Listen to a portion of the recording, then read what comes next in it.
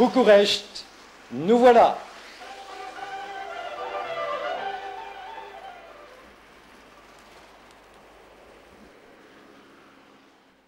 Faubourg, immeubles,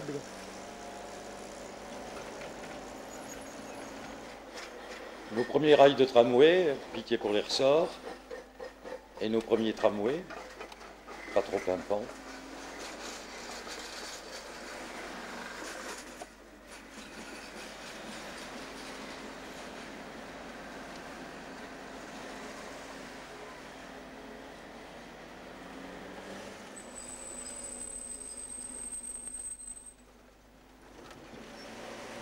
On approche du centre.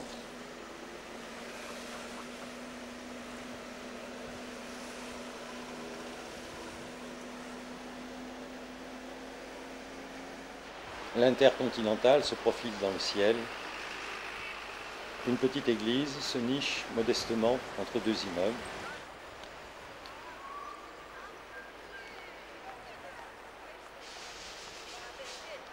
Une queue. Faire la queue.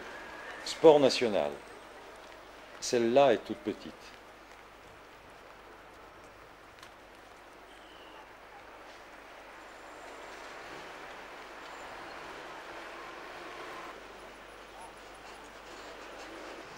Pas de queue à la boucherie.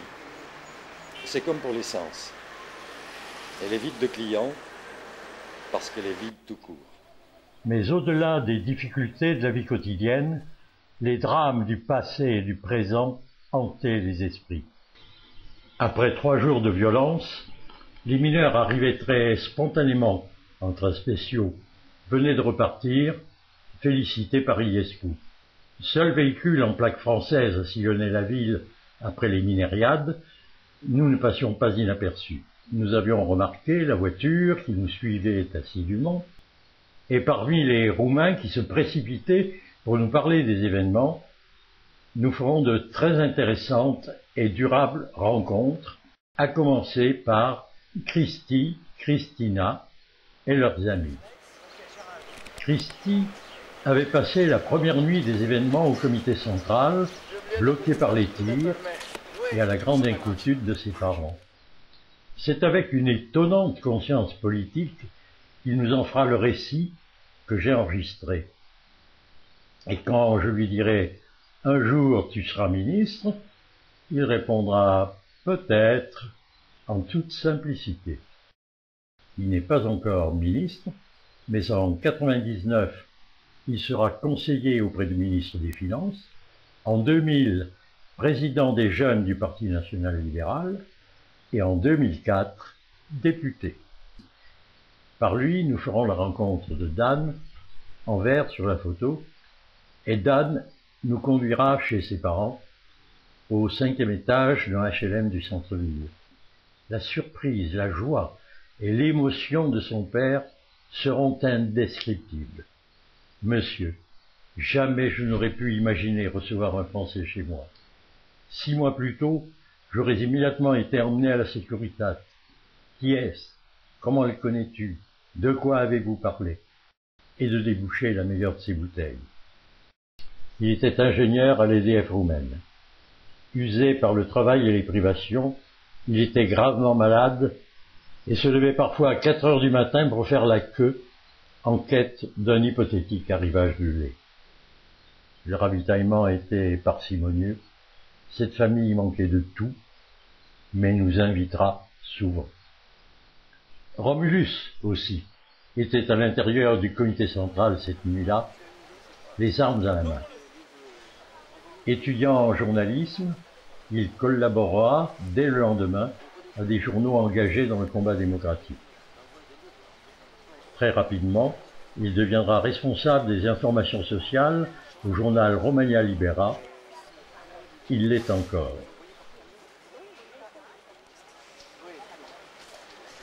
Très vite, la terrasse du Petit Lido sera le lieu de rendez-vous où Cristi et Romulus nous feront connaître d'autres acteurs des événements qui avaient beaucoup de choses à dire.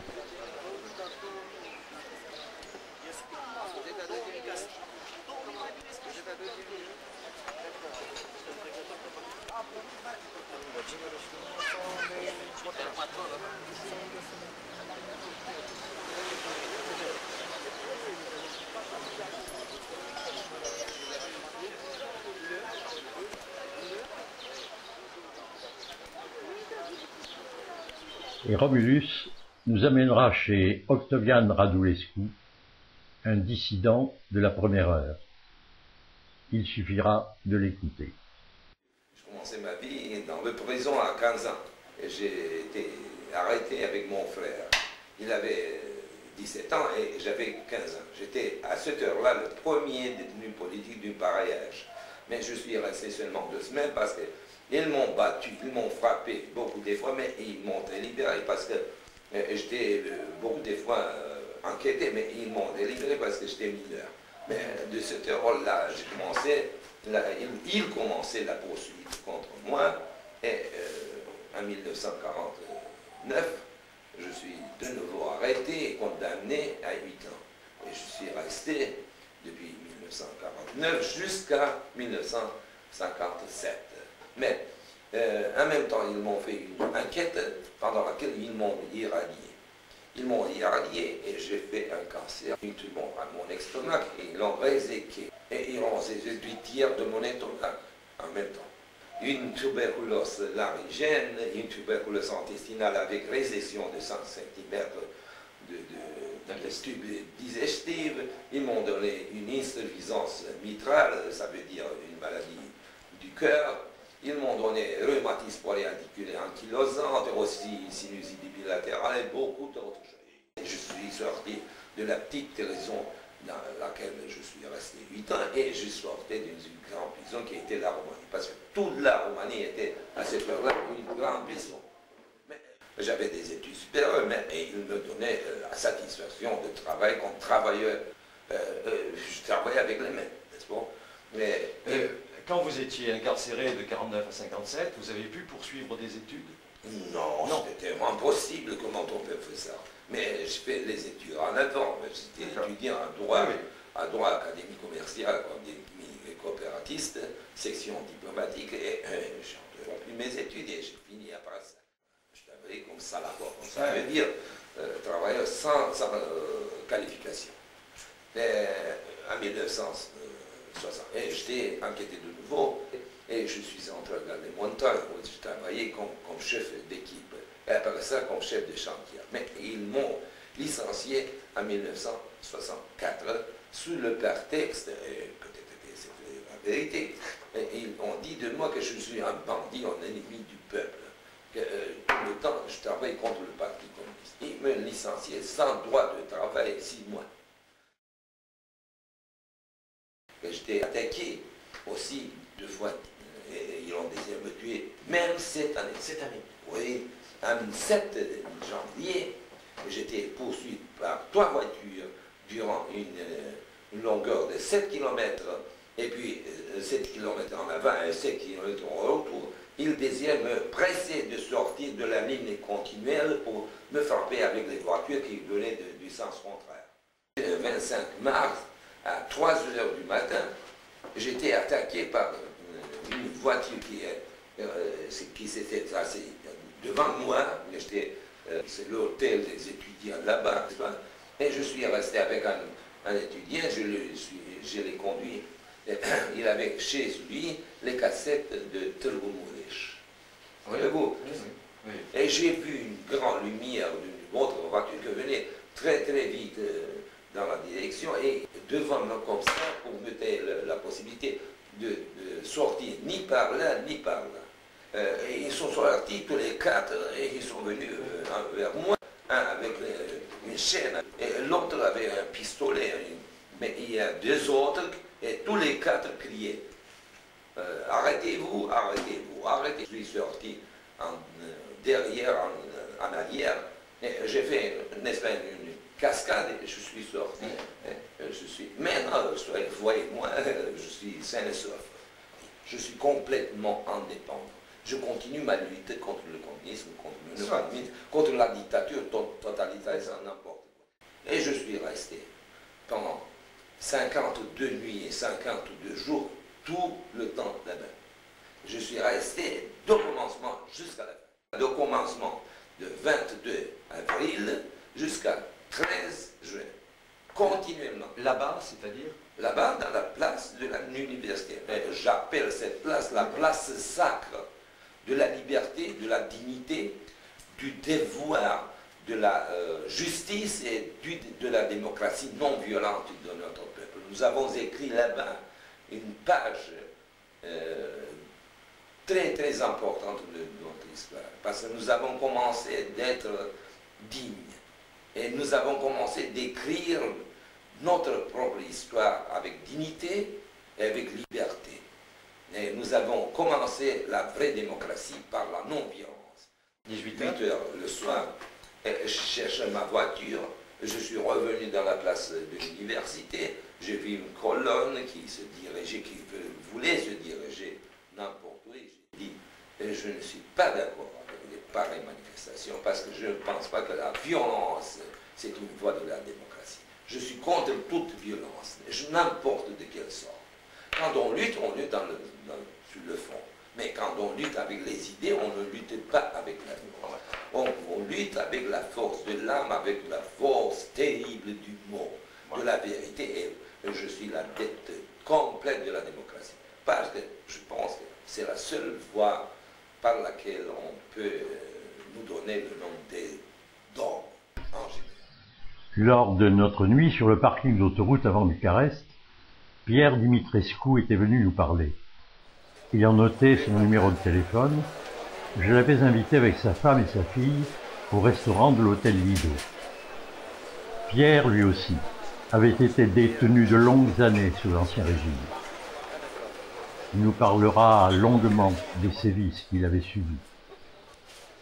Son épouse, enseignante, évoquera les brimades et les contrôles incessants dont elle était l'objet. Parfaitement francophone et profondément francophile, rencontrer des Français de leur têtue joie et témoigner avec eux de leurs souffrances passées particulièrement importantes. À l'arrivée de Romulus, avec Octavian Radulescu le visage ensanglanté dans une manifestation, ils partiront aussitôt.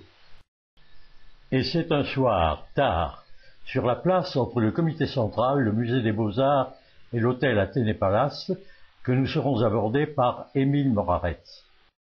Ancien fonctionnaire, cet homme lettré, plein de finesse et d'une immense culture, avait passé une partie de sa vie aux travaux forcés sur le chantier du canal inachevé du Danube à la mer Noire. Plusieurs fois nous serons invités chez lui, dans son petit appartement où avaient échappé aux perquisitions quelques meubles précieux, des œuvres d'art et une grande partie de sa bibliothèque. La littérature française y était largement représentée. Gravement malade, il vivait chichement d'une très modeste retraite. Quelques tubes de lait concentré feront son bonheur.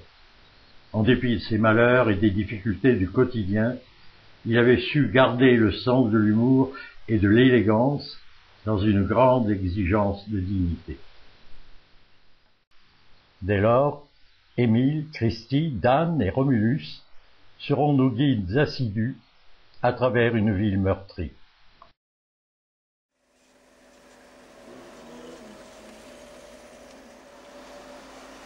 Arrivé dans l'autre sens vers l'Intercontinental qui domine la place de l'université, cœur de ville, cœur chaud, cœur nerveux, cœur sensible.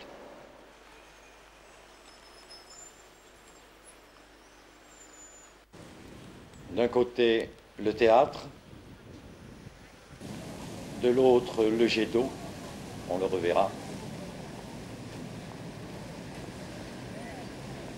Et Romulus, notre guide. Voilà, vous allez voir le balcon parmi les leaders des étudiants et moi je parle aussi. Romulus, étudiant, journaliste, correspondant du Point, le premier à être entré au comité central le jour de la Révolution et à avoir fait la Révolution, les armes à la main. L'Athénée, opéra, salle de concert.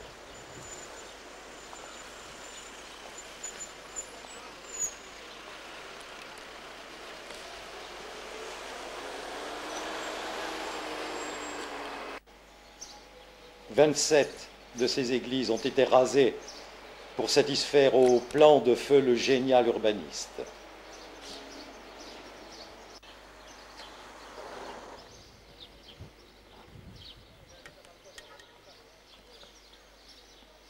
Ici, le comité central, où tout a commencé, apprenez à le reconnaître, nous le reverrons.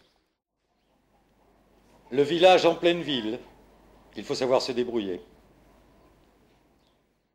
Et voici le premier café privé de Bucarest.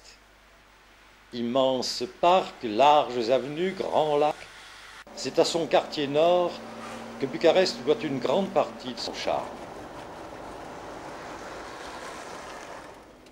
que ne parvient pas à gâcher la massive silhouette de l'imprimerie nationale. Classique, l'Arc de Triomphe est quand même plus élégant.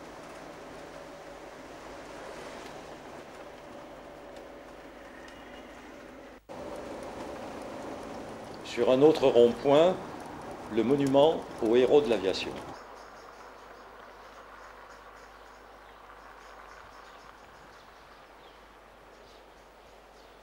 Et plus discret qu'en d'autres capitales de l'Est, celui à l'armée rouge.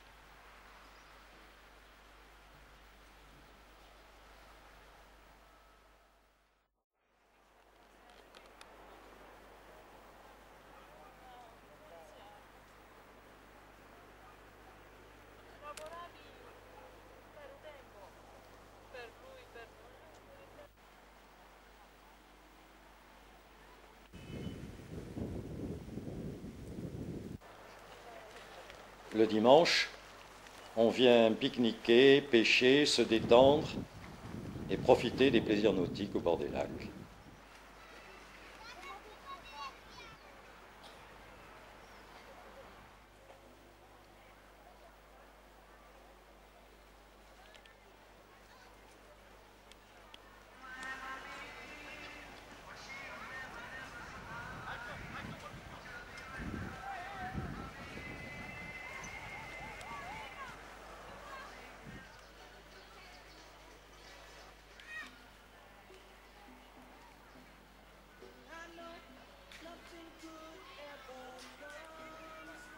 À moins qu'on ne choisisse de s'y livrer dans cet autre centre sportif, plus jeune.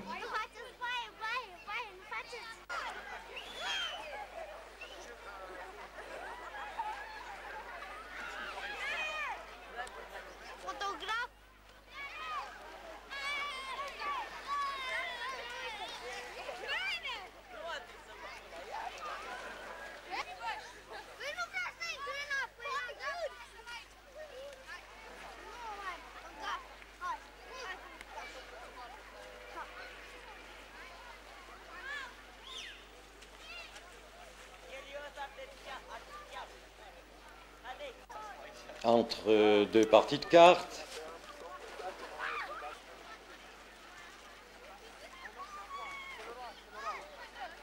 un peu de bronzage,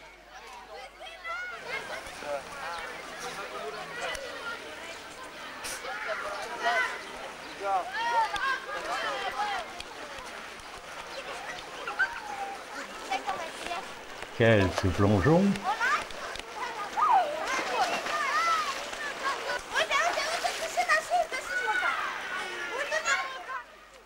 la lecture de la presse libre,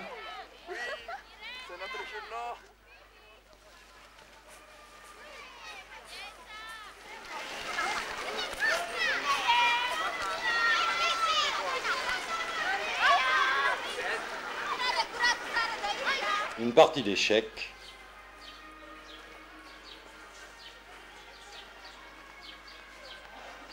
ou de ping-pong.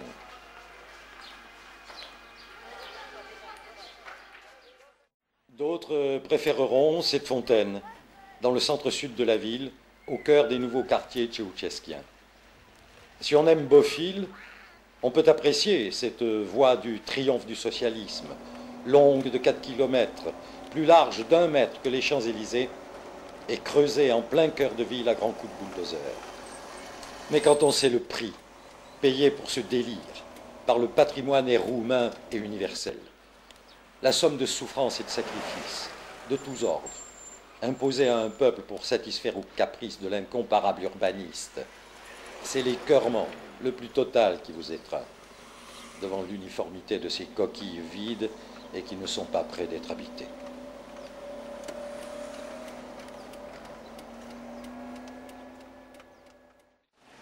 En ancien, il y avait beaucoup de maisons avec des jardins et 27 églises qui Ceausescu l'ont démolé. En plein cœur du vieux Bucarest, c'est l'équivalent de 2 arrondissements parisiens qui a été rasé. 40 000 personnes expulsées. Il a près de 100 mètres en bas et 86 mètres en haut. Il a une porte qui pèse 800 kilos d'or et beaucoup de brillants, de diamants. Tel est le palais dit du peuple, mais réservé au seul maître, écrasant de sa masse l'axe de la perspective dont il se voulait le couronnement. 4 fois le volume du Louvre, une accumulation insensée de richesses et de mauvais goût, et une seule question à l'ordre du jour, qu'en faire? Rien ne travaille ici, devant la maison du peuple.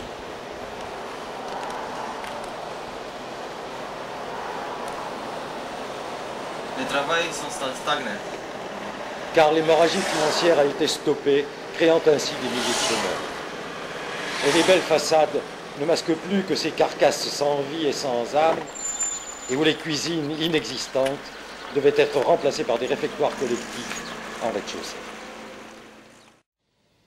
Derrière le palais de Cotroceni, cette église était de celles vouées à la destruction.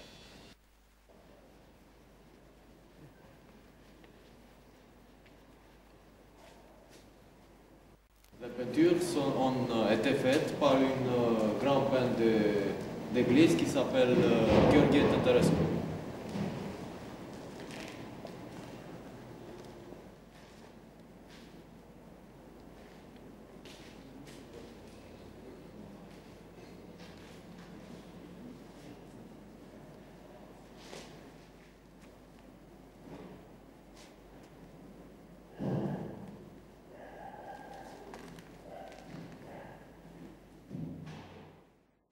Ces destructions-là ont une autre origine. Nous sommes au centre-ville, autour du comité central. Ici, l'hôtel Athénée Palace.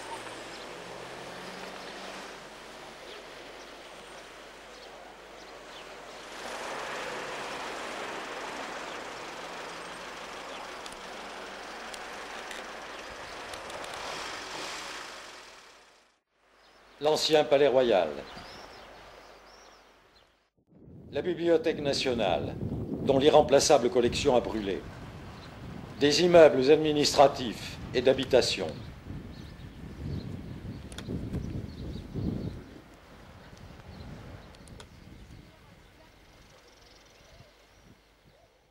Immeuble de la plus fameuse direction, la direction 5 de la sécurité. Il a été détruit par l'armée.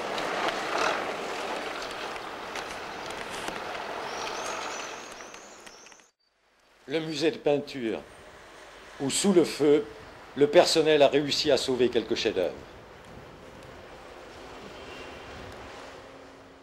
Vous allez voir le comité central où est le balcon du Ceausescu. On était sifflé par les manifestants du meeting au 21 décembre.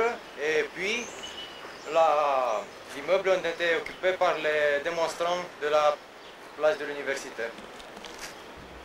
Voici donc l'historique balcon où le monde entier a vu sa grimace incrédule. C'est aussi de ce balcon que la relève, si spontanément constituée, devait haranguer la foule de jour comme de nuit à la lumière des projecteurs. Ces orateurs ne pouvaient être que les cibles courageuses, car prioritaires, des tireurs embusqués dans les immeubles détruits que nous venons de voir. Par chance, aucun n'a été touché. Cherchez les traces d'impact. Il paraît qu'on en a trouvé 3.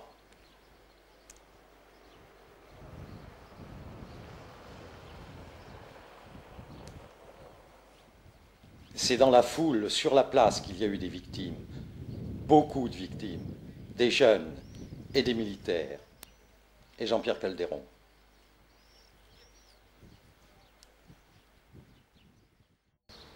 Ici, derrière le comité central, l'immeuble des jeunesses communistes, dont il n'est séparé que par cette porte. C'est par là que Romulus a réussi à passer. À gauche, l'immeuble de la télévision dans les quartiers nord. Autour d'elle, des immeubles détruits. Sur celui de la télévision, un impact dans la porte. Il a été tiré de l'intérieur vers l'extérieur. Mais des victimes, il y en a eu. Et aux endroits les plus meurtriers, des croix et des couronnes perpétuent leurs souvenirs. Place des Victoires. Devant le comité central.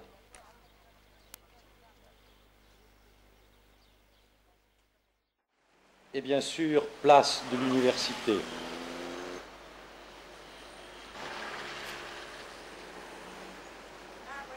Dont les murs sont noircis en proportion des bougies quand la tradition orthodoxe ont fait brûler 6 mois plus tard en leur mémoire.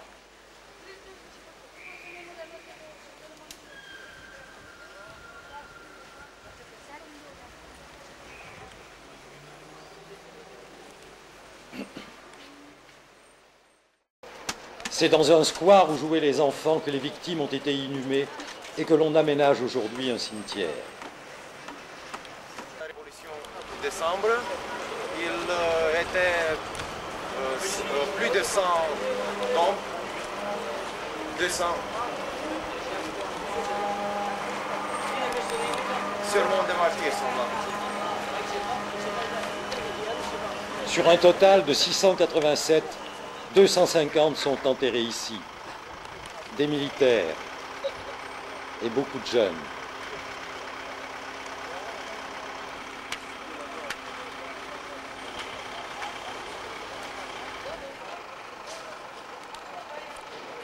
Ici, c'est le tombeau d'une amie qui est mort après de nous avec l'âge dans la main, près du comité central. Il a 22 ans. Et sa mère vient tous les jours. Je pose après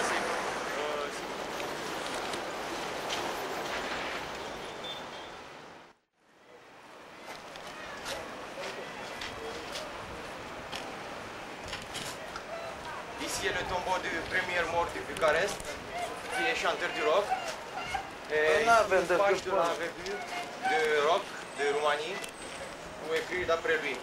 Son père était un grand lutteur, et après la révolution, il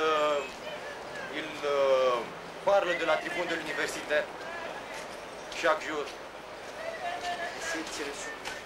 Et dans une jour, il était une tentative de tirer dans lui, mais il a échappé.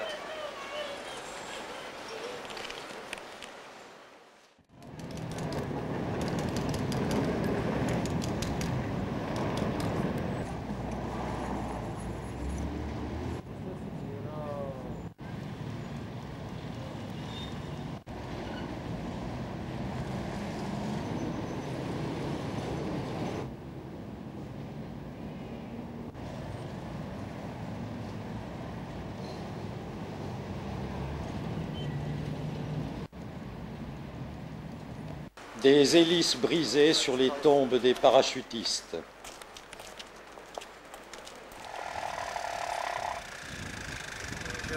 Honorer les victimes est bien. Mais les slogans fleurissent, nés de la peur qu'ils aient été dupés. Que leur cause soit trahie, qu'au-delà du tyran, on oublie d'éradiquer le système dont il était issu. En ce mois de juin 1990, et en l'absence du dialogue attendu depuis 6 mois avec le pouvoir en place par les camarades de ceux qui ont payé de leur sang et de leur vie, le doute s'est installé, la tension est montée, la violence l'a emporté.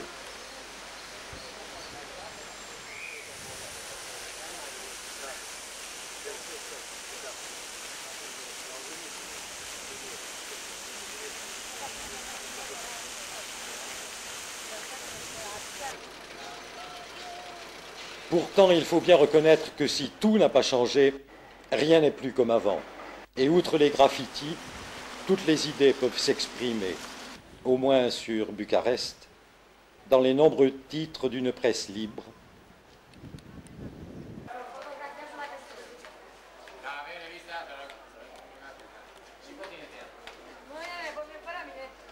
Tel le journal où travaille Romulus.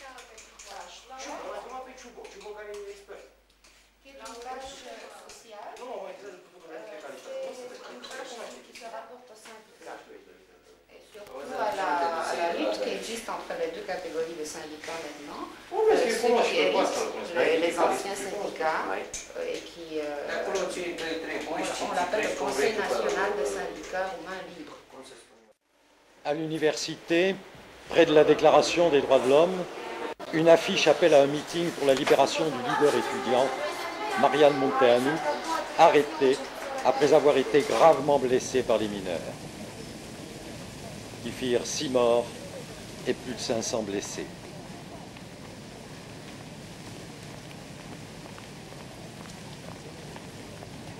Mais suivons Romulus. À l'école polytechnique et journaliste en même temps. Nous sommes dans l'immeuble du Parti national paysan qui était dévasté par des mineurs. Et on pouvait voir beaucoup de choses à droite.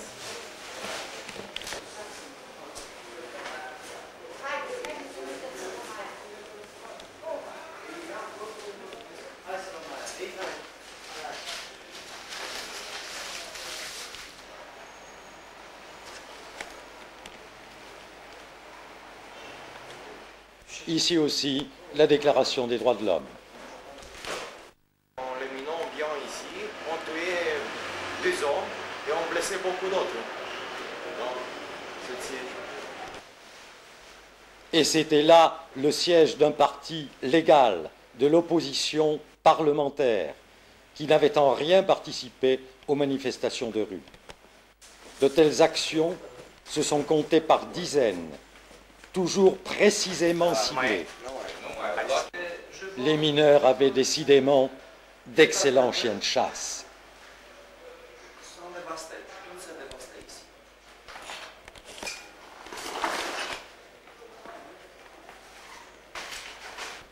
Dans la bibliothèque de ce parti, des œuvres de Camus.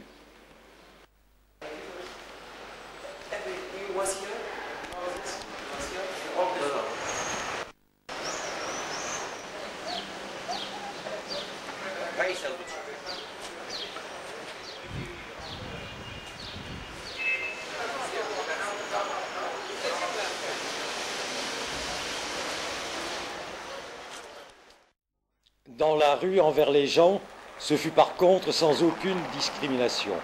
Écoutons Lucie. Je suis arrivée le 10 juin, je suis française, j'habite à Paris, vers Saint-Germain-des-Prés. Et il nous est arrivé une mésaventure avec les mineurs le 12 ou 13 juin, je ne me rappelle plus trop, vers 23h30. Nous sortions du restaurant et du nightclub Parti démocratique. Place de l'Aviateur. Place de l'Aviateur. Et on s'est fait agresser par 2 mineurs qui nous ont demandé des cigarettes. Comme nous n'avions pas de cigarettes, ils ont commencé à nous frapper. Ensuite, nous avons couru très vite pour traverser la rue et ils nous ont couru après. Ils ont essayé de le stranguler comme ça. Et moi, ils m'ont jeté à terre, ils m'ont cassé le nez, ils m'ont donné un coup de poing comme ça sur le nez. Après, ensuite, nous avons essayé d'arrêter les policiers. Il a crié très fort pour dire stop to the policeman. Ils se sont arrêtés et comme ils ont vu que nous étions en jean et tout, ils nous ont pris pour des étudiants et ils ont presque voulu nous taper dessus. On a essayé d'aller dans un hôpital roumain, mais comme ils ont cru qu'il était étudiant roumain, ils n'ont pas voulu le soigner. Donc on a dû aller à Médecins sans frontières qui nous ont donné des médicaments. Et voilà, l'histoire s'est terminée là. Et ici c'est impossible de porter plainte ou de tenter quoi que ce soit comme action parce que ça ne sert à rien. La police et les mineurs sont ensemble et voilà. Place des Victoires, j'ai un autre ami qui s'appelle Dan qui s'est fait agresser aussi. Alors il était avec un autre de ses amis qui portait des lunettes. L'autre ami a commencé à fuir parce qu'il s'est fait défigurer, il avait du sang sur la figure, il s'est fait frapper très fort et ensuite ils ont attaché Dan comme ça, les mains dans le dos et ils l'ont tapé avec un bout de bois ici et ils lui ont donné des coups de poing. Ensuite un seul policier est arrivé et a débarrassé, parce qu'il y avait une foule de mineurs, au moins 50 mineurs qui ont fait un cercle autour de Dan. Et un seul policier a réussi à débarrasser la foule et ensuite Dan a apporté son ami à l'hôpital. Voilà. 10 jours après, les forces spéciales gardent toujours l'immeuble du gouvernement. Filmé en roulant, à travers les vitres teintées du camping-car, il valait mieux être prudent.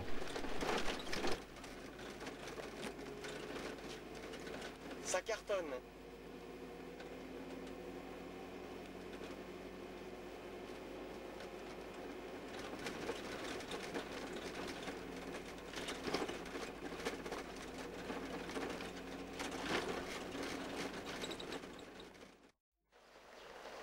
Le Parlement, derrière cette église.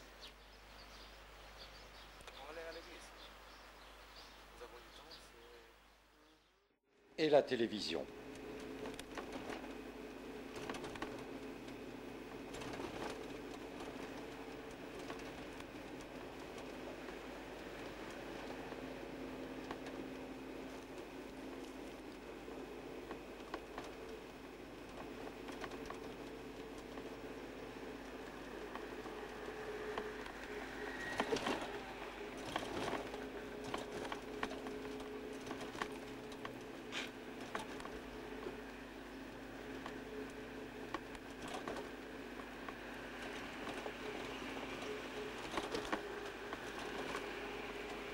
Les mineurs sont partis, à toutes fins utiles, la Croix-Rouge est toujours là, Médecins du Monde, Médecins sans frontières aussi.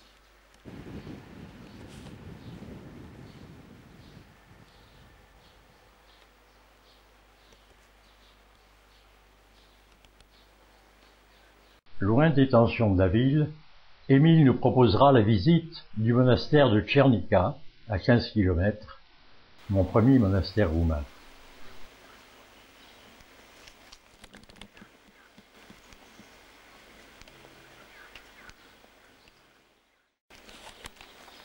Est-ce que vous me payez les droits d'auteur? Est-ce que c'est vrai? Elle est très bonne. Oui, très fraîche, de bon goût.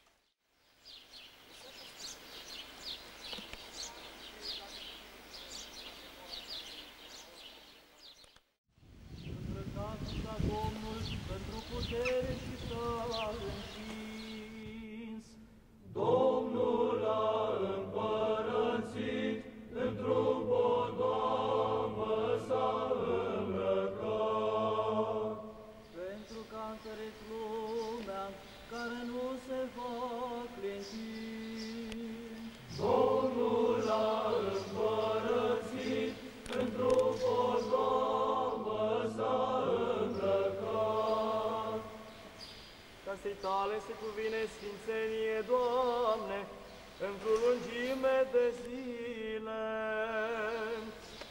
Domnul a împărățit, într-o podoabă s-a îmbrăcat.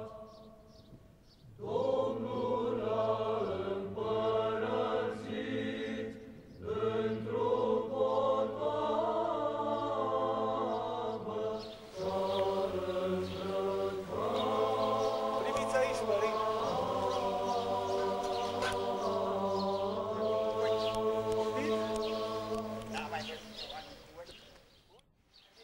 Après un brin de causette avec un moine, Émile nous emmènera dans le cimetière, en bordure du monastère,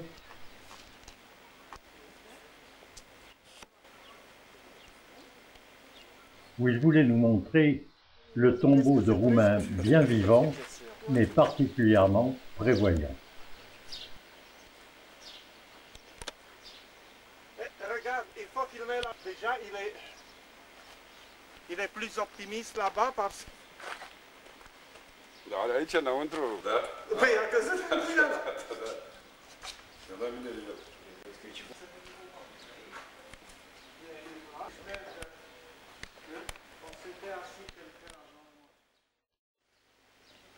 Mais quand on va voir la bande,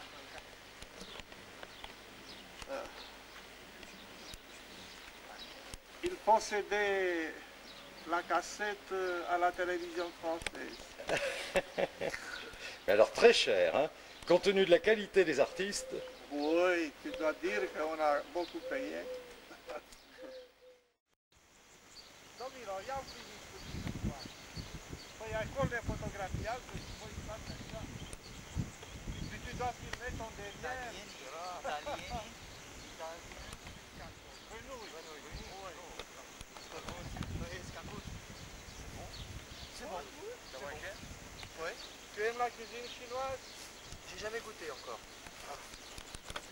Il faut goûter, ça c'est bon, mais ne demandez jamais qu'est-ce que tu as mangé. D'accord. Oui.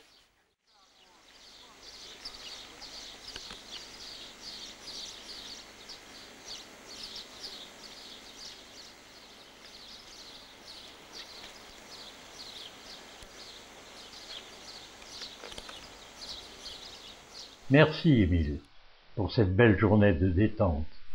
Et bien déterminé à y revenir, nous quitterons Bucarest le lendemain en direction de Balech.